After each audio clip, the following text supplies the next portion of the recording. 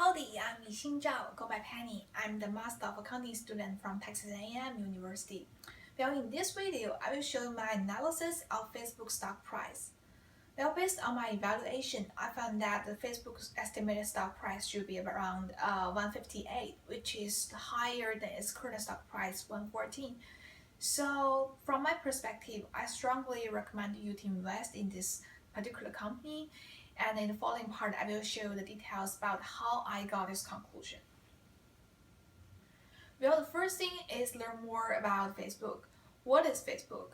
I believe most people know Facebook is from its website, facebook.com, which is the social media and network platform based on the data statistics.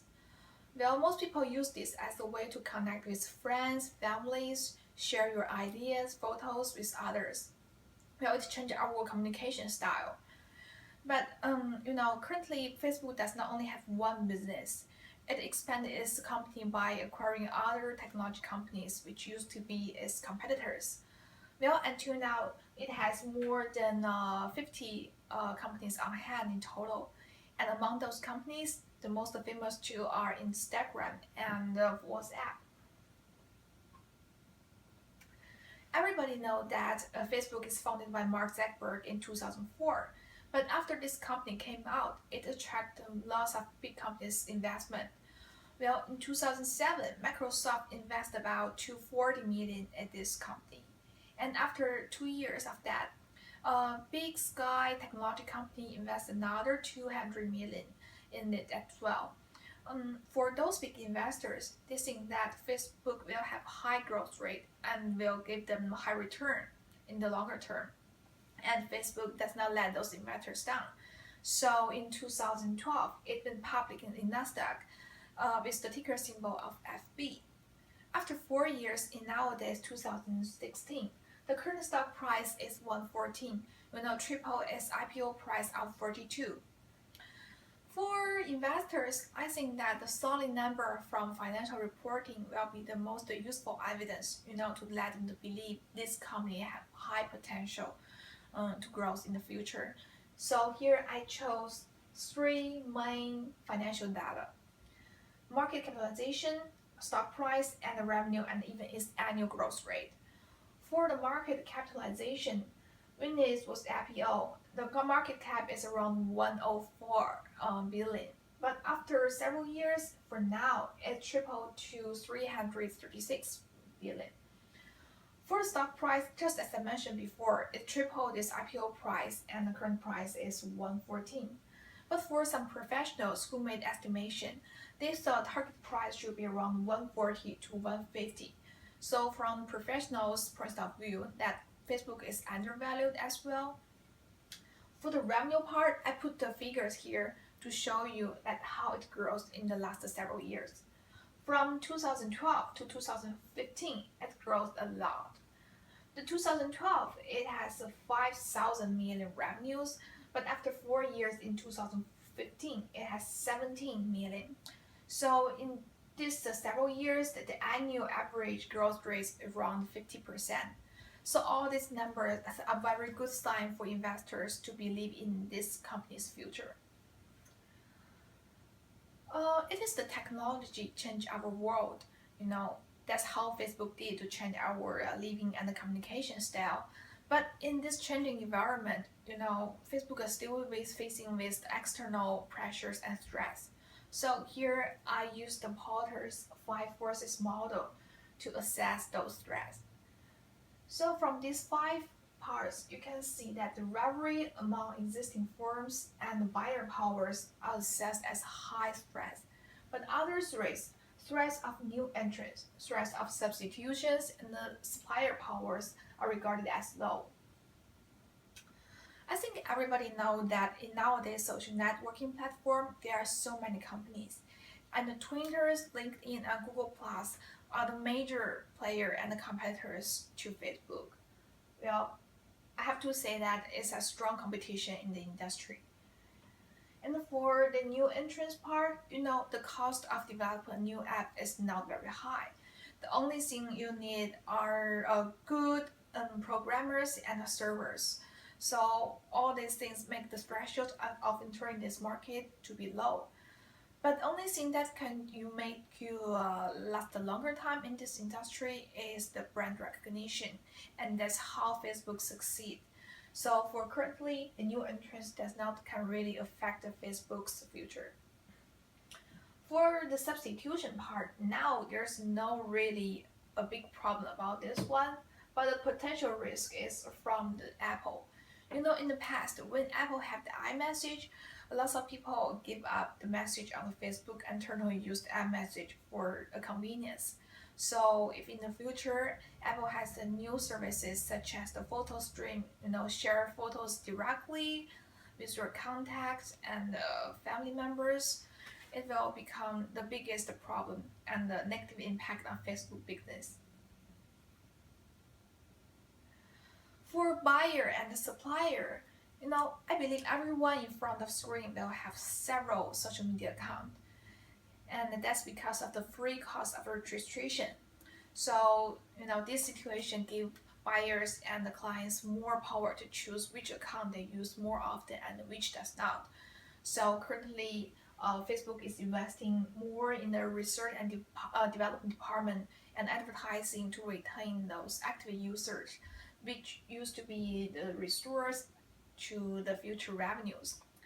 And for the suppliers part, because of Facebook's status in the industry, nowadays it does not give suppliers more power to bargain and negotiate with Facebook now. But if in the future the technology update and expenses to use to suppliers increase, at that time the suppliers will have more power to negotiate. After assessing its external forces and pressures, I also evaluate the current performance based on its financial reporting. So here I chose three index: the leverage, liquidity, and also the profitability to see how Facebook is operating based on the financial reporting. Let's see the figures of leverage. Different from other companies that Facebook have no long-term debt. So you can see from the graph that in the last several years, it decreased the leverage, which means the total debt compared with total equity. So in 2015, the total debt only took about 11% of the total assets.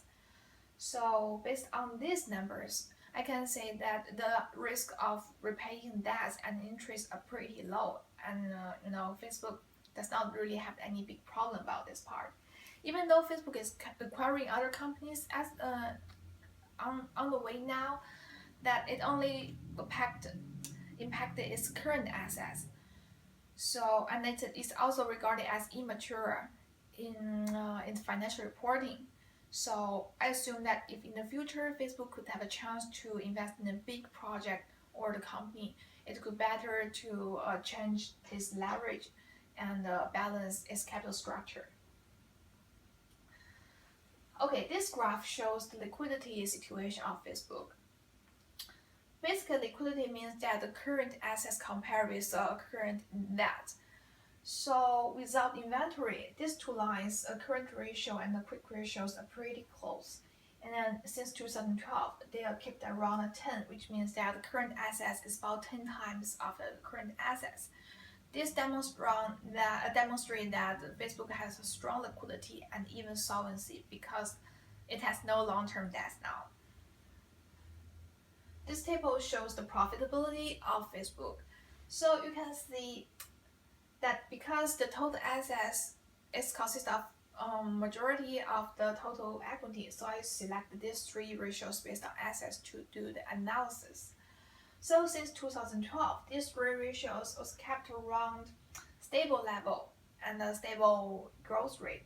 So for the profit margin, it kept around 20%, assets turnover 0.5, and return on assets is 10%. So combined with these three parts, I can say that Facebook has a low leverage, which means that it has a low risk of paying debt and interest because of it. And in the future, I think for now it has a high profitability, high growth rate, and a high liquidity. Some of you may think that, only based on the past performance, can I just believe that it worth all the money invested in these companies? So here I use the model to do some estimation about the stock price. Usually people will use the dividends discounted valuation model as well as the free cash flow model. But because Facebook has no dividends payout, here I use the free cash flow model only.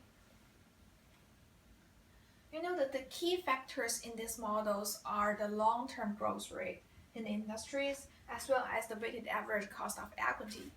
So I chose the long-term growth rate to be 4.5, which makes the weighted average cost of equity to be 6.4.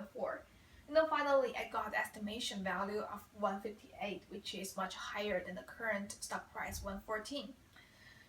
These numbers is based on the most conservative estimation. If we change to the more aggressive one, like change to the growth rate to be 6%, this estimation will change to more than 200 automatically, which is much higher than the current stock price. Also, I want to show you the historical trend of the stock price.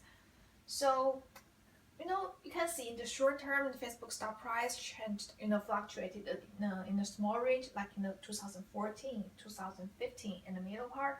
But generally speaking, that since 2012, its trend is to increase, just like this.